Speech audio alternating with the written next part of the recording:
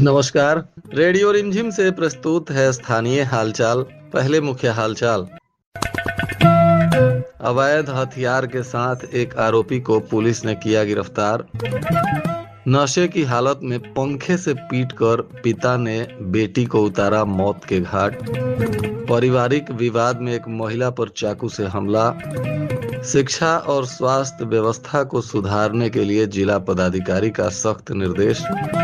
आग लगने से 2 बीघा गेहूं की फसल जलकर राख।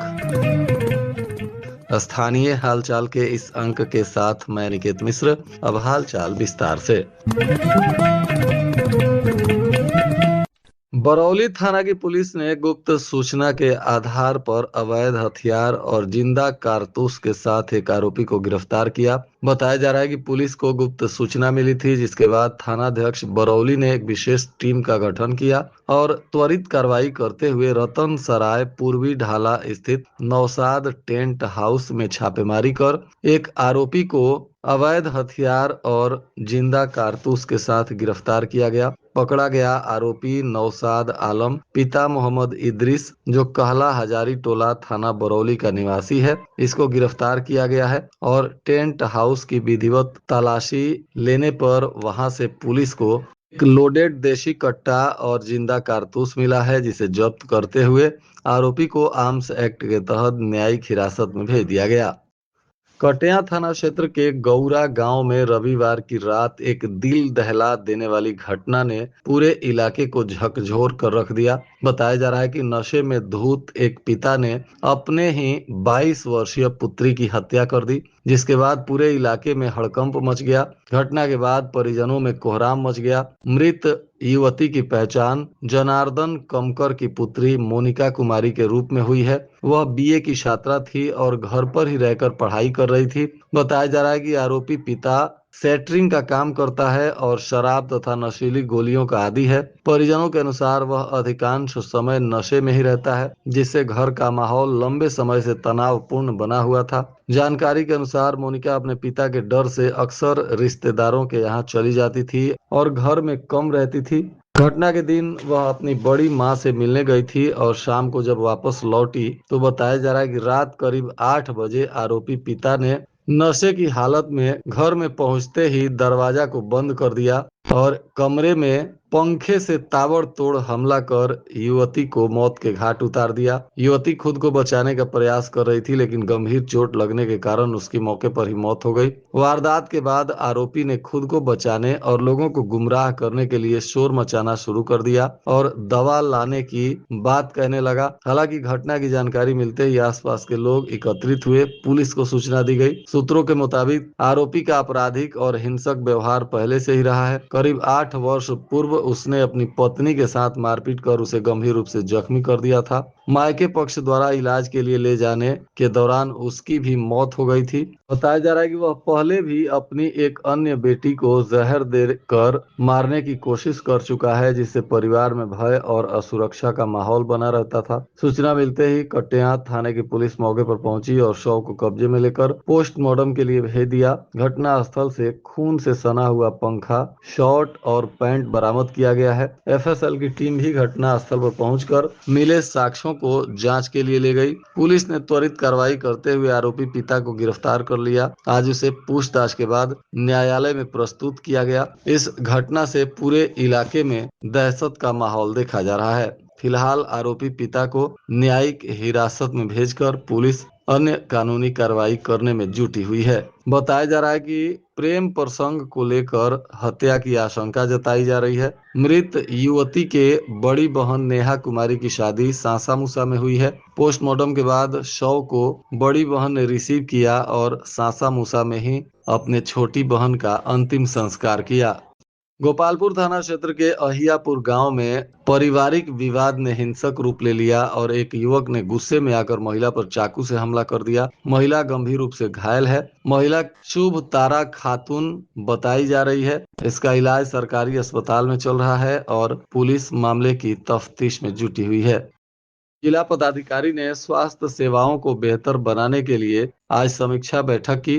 इसमें स्वास्थ्य विभाग से जुड़े सभी प्रमुख पदाधिकारी गण उपस्थित रहे।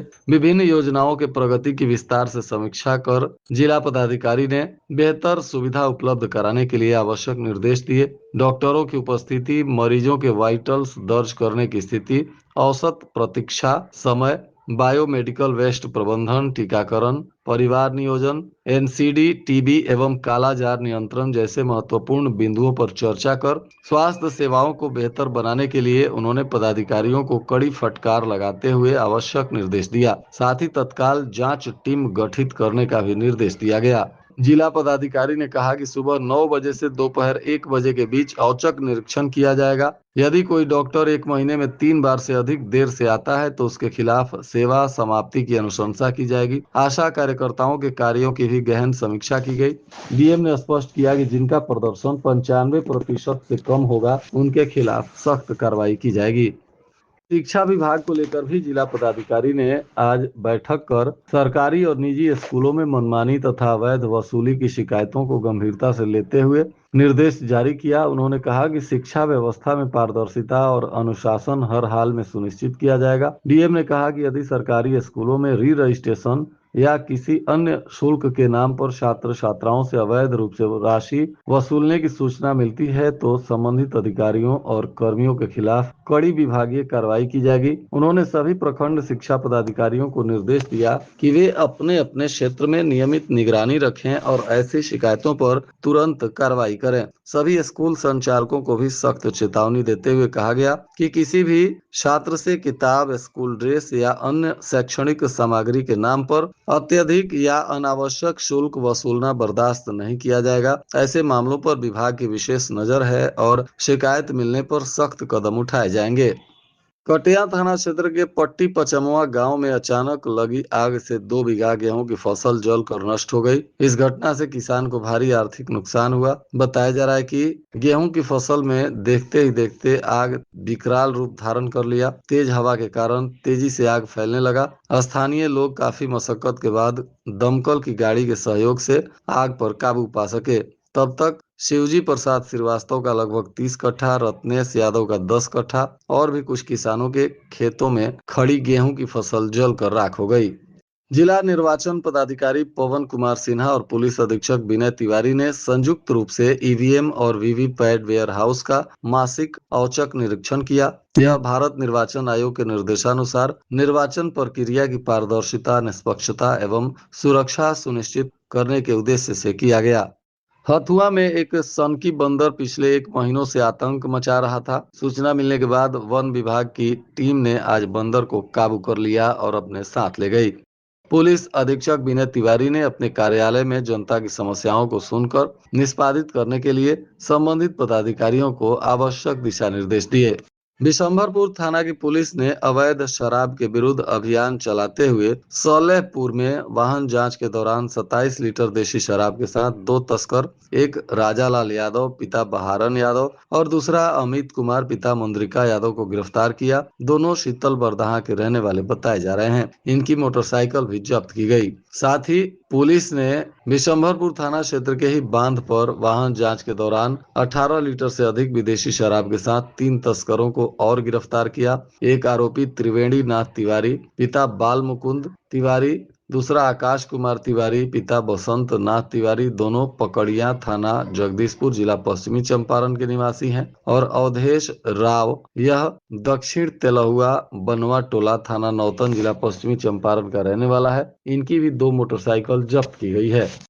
उत्पाद विभाग की पुलिस ने अलग अलग जगहों पर कार्रवाई करते हुए कई शराब तस्करों को गिरफ्तार किया है। एक कार्रवाई कोट नरहवा चेक पोस्ट के पास पुलिस ने की, जहां बीरेश मंडल को देशी शराब के साथ और मोटरसाइकिल के साथ पकड़ा गया। दूसरी कार्रवाई भोरे थाना क्षेत्र के कुर्थिया गांव में हुई, जहां पवन शर्मा को उत्पाद पुलिस ने देशी शराब के साथ गिरफ्तार किया। इसकी भी मोटरसाइकिल को जब्त किया गया। तो वहीं बिशंभरपुर थाना क्षेत्र के सनिचरी बाजार के पास उत्पाद पुलिस ने गुप्त सूचना के आधार पर छापेमारी करते हुए 3 शराब तस्करों को गिरफ्तार किया, जिसमें एक आरोपी सिवान जिले का निवासी ऋतिक कुमार है, दूसरा उत्तर प्रदेश के तारिया सुजान का तूफानी यादव और एक आरोपी मीरगंज का रहने वाला गुड्डू चौधरी है। इन तीनों के पास से मिलाकर कुल 24 लीटर से अधिक शराब मिली है और इनकी 2 मोटरसाइकिल को पुलिस ने जब्त किया है। साथ ही 72 लीटर शराब के साथ बिशंभरपुर थाना क्षेत्र के बलिवंत सागर के रहने वाले दिनेश कुमार यादव को भी पुलिस ने गिरफ्तार किया है। इस कार्रवाई में 2 शराब तस्कर फरार भी हुए हैं, जिनकी पहचान की जा चुकी है। उन्हें भी पकड़ने के लिए छापेमारी की जा रही है। 15 अप्रैल से गोपालगंज के व्यवहार न्यायालय के समय को परिवर्तित किया गया है। बताया जा रहा है कि अब मॉर्निंग कचहरी 15 अप्रैल से शुरू होगा, जिसमें प्रातःकालीन 7:30 से कोर्ट का काम शुरू हो जाएगा, जो 1 बजे तक चलेगा। सभी कार्यालय सुबह 7 बजे ही खुल जाएंगे और 27 जून तक यह व्यवस्था चालू रहेगी। नगर थाना की पुलिस ने हत्या के प्रयास में फरार चल रहे 3 आरोपियों को गिरफ्तार किया है, जिसमें एक आरोपी प्रिंस ठाकुर जो थामे के भूसाओं का रहने वाला है, दूसरा नगर थाना के अमुआ गांव का रहने वाला आनंद शर्मा और सकल शर्मा बताए जा रहे हैं। इन तीनों को आज गिरफ्तार कर पुलिस ने न्यायिक हिरासत में भेज दिया। सिधवलिया के हसनपुर गांव में करंट के चपेट में आने से एक मजदूर की मौत हो गई। इसको बचाने गए मजदूर के बेटी समेत 3 बच्चे भी जख्मी हो गए, जिनका इलाज अस्पताल में चल रहा है और मृत मजदूर के शव को पुलिस ने पोस्टमार्टम कराने के बाद परिजनों को सौंपा है। घटना के बाद परिजनों में कोहराम मचा है। गैस को लेकर आज जिला पदाधिकारी ने प्रेस वार्ता में बताया कि जिले के कुल 3 एजेंसियों के पास मिलाकर 17,415 गैस सिलेंडर आज उपलब्ध हैं। सभी एजेंसियों पर पर्याप्त मात्रा में गैस सिलेंडर रखे गए हैं। लोगों को पैनिक बुकिंग नहीं करने की अपील की गई। उन्होंने कहा कि सभी एजेंसियों द्वारा डोर स्टेप डिलीवरी जारी है। सभी प्रखंडों में दंडाधिकारियों की तैनाती भी की गई है। और आज के मौसम का तापमान गोपालगंज में न्यूनतम 22 डिग्री सेल्सियस और अधिकतम 34 डिग्री सेल्सियस रहने की संभावना है।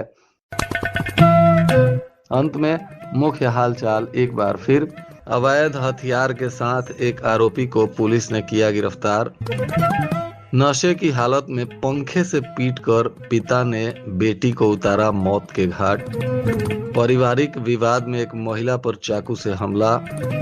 शिक्षा और स्वास्थ्य व्यवस्था को सुधारने के लिए जिला पदाधिकारी का सख्त निर्देश। आग लगने से 2 बीघा गेहूं की फसल जलकर राख। इसके साथ ही रेडियो रिमझिम से प्रसारित स्थानीय हालचाल का यह अंक समाप्त हुआ। नमस्कार।